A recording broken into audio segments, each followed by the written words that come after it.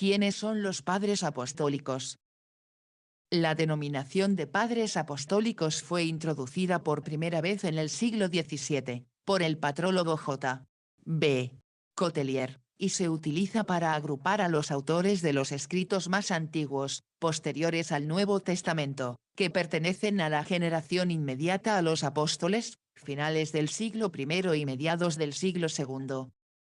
Estos escritores poseían una estrecha relación con los apóstoles, pues muchos de ellos los habían conocido personalmente. Policarpo de Esmirna, 155, había conocido al apóstol San Juan, convirtiéndose de esta manera en los primeros testigos de la tradición viva de la Iglesia, y el eslabón subsiguiente a los apóstoles en la cadena de transmisión del tesoro revelado por Cristo. ¿En qué consisten sus obras? Los escritos de los padres apostólicos nacieron en el seno de la comunidad cristiana, casi siempre producidos por sus pastores y destinados a ser alimento espiritual de los fieles, constituyéndose así en el testimonio más precioso de la fe y vida de las primeras generaciones cristianas. A través de estas obras, los padres trataron de transmitir la doctrina como la habían recibido, con recuerdos e impresiones a veces muy personales. Su estilo es, por eso, directo y sencillo, hablan de lo que viven, y de lo que han visto vivir a los primeros discípulos, aquellos que conocieron a Cristo cuando vivía entre los hombres y tocaron, como afirma San Juan, al mismo verbo de la vida.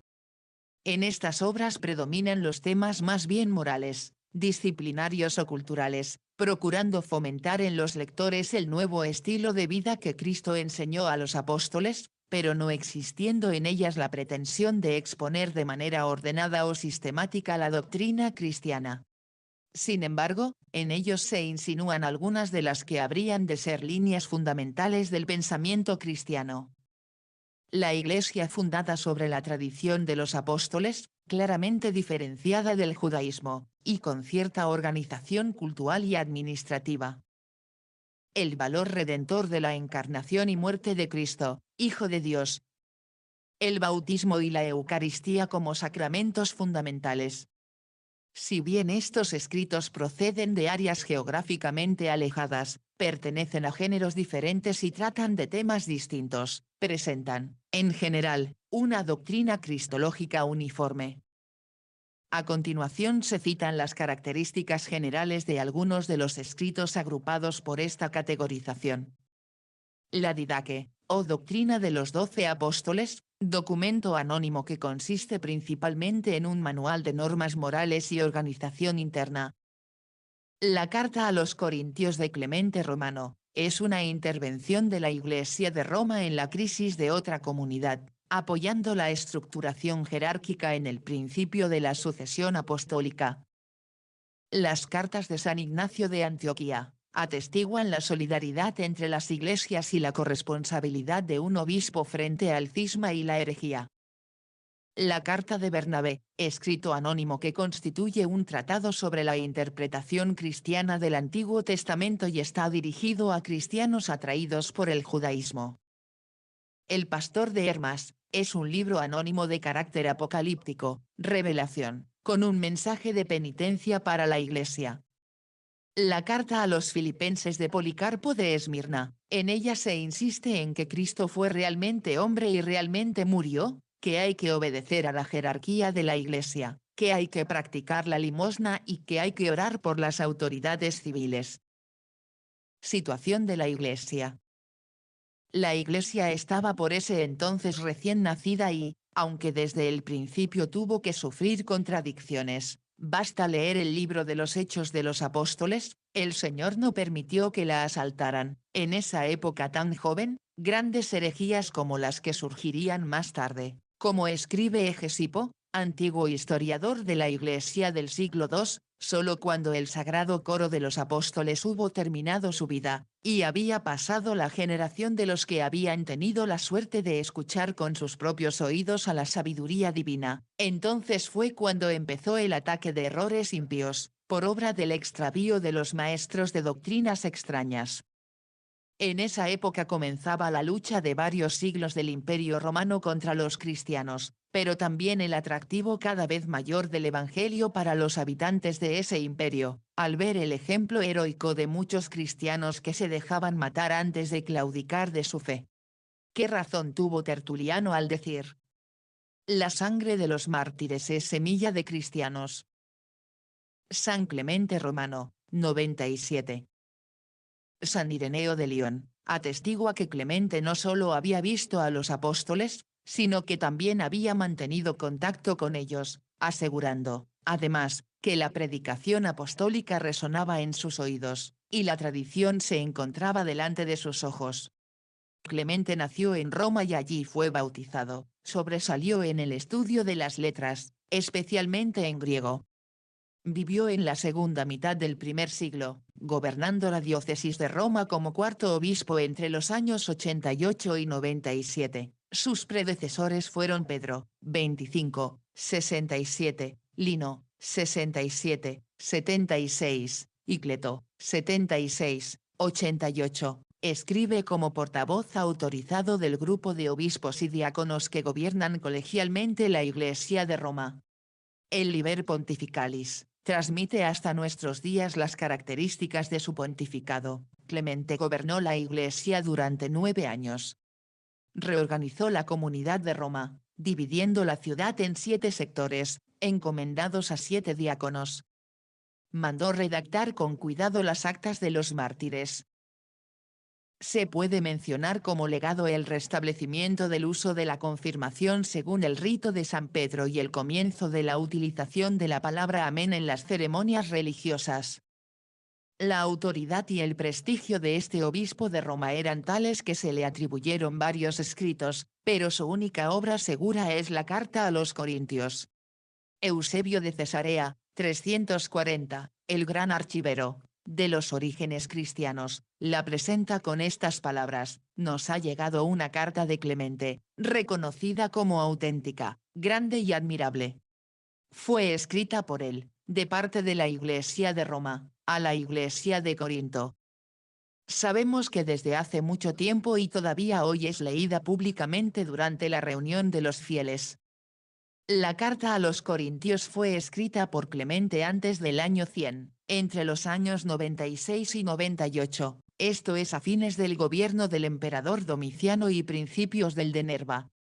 Esta constituye un documento muy importante, fundamentalmente porque nos hace llegar una descripción de cómo la Iglesia primitiva de Roma era gobernada por un obispo reconocido como primero entre los presbíteros y jefe de los diáconos. La epístola es también valiosa por su testimonio del martirio de Pedro y Pablo en Roma.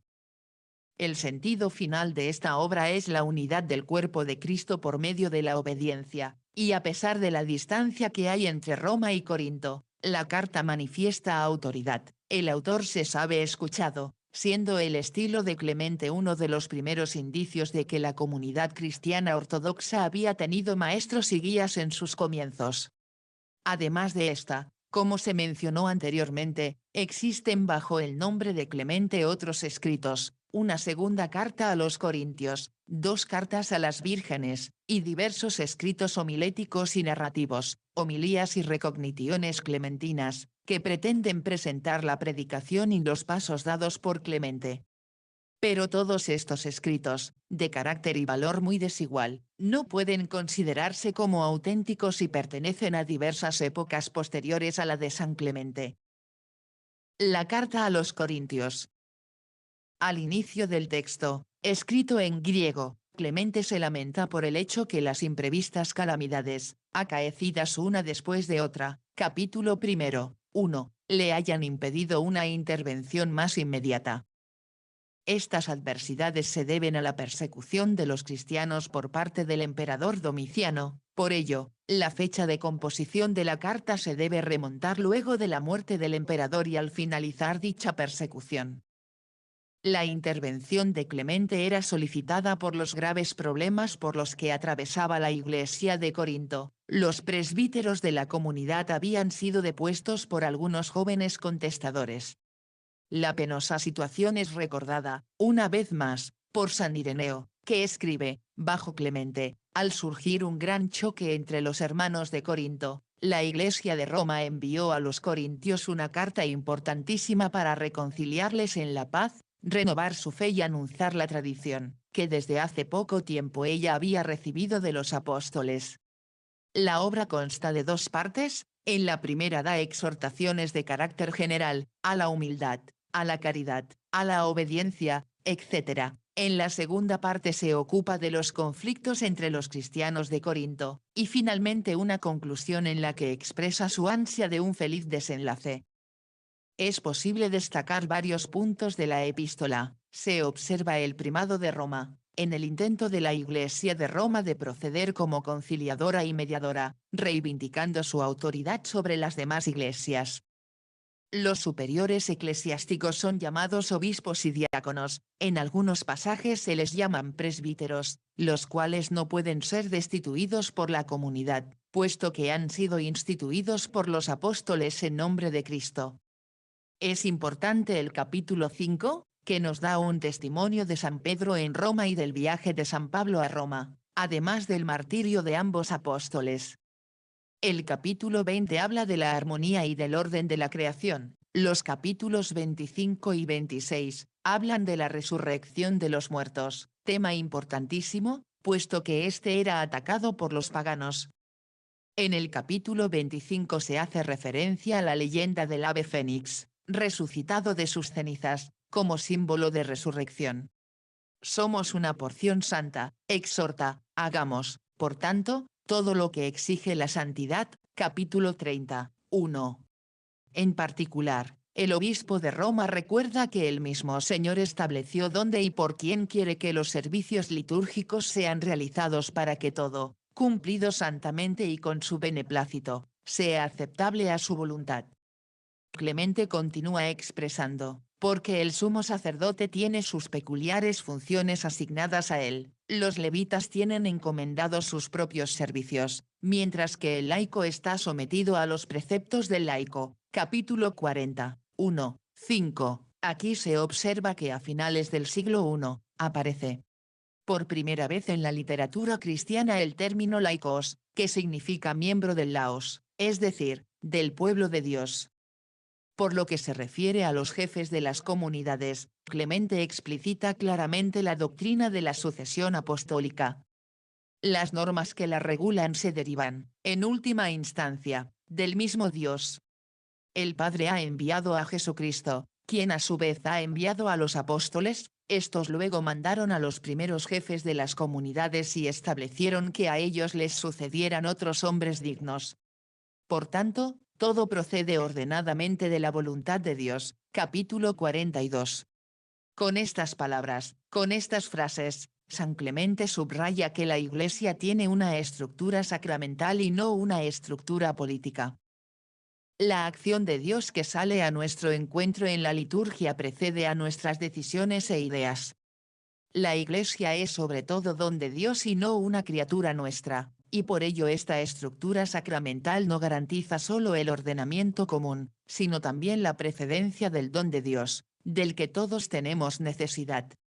Finalmente, antes de la conclusión, nos encontramos con una plegaria llamada la Gran Oración, a través de la cual Clemente alaba y da gracias a Dios por su maravillosa providencia de amor, que ha creado el mundo y que sigue salvándolo y santificándolo. En esta, asume una particular importancia la invocación para los gobernantes, representando, después de los textos del Nuevo Testamento, la oración más antigua a favor de las instituciones políticas. De este modo, tras la persecución, los cristianos, aunque sabían que continuarían persiguiéndolos, no dejaron de rezar por esas mismas autoridades que les habían condenado injustamente, siendo su motivo ante todo de carácter cristológico. Es necesario rezar por los perseguidores, como lo hizo Jesús en la cruz.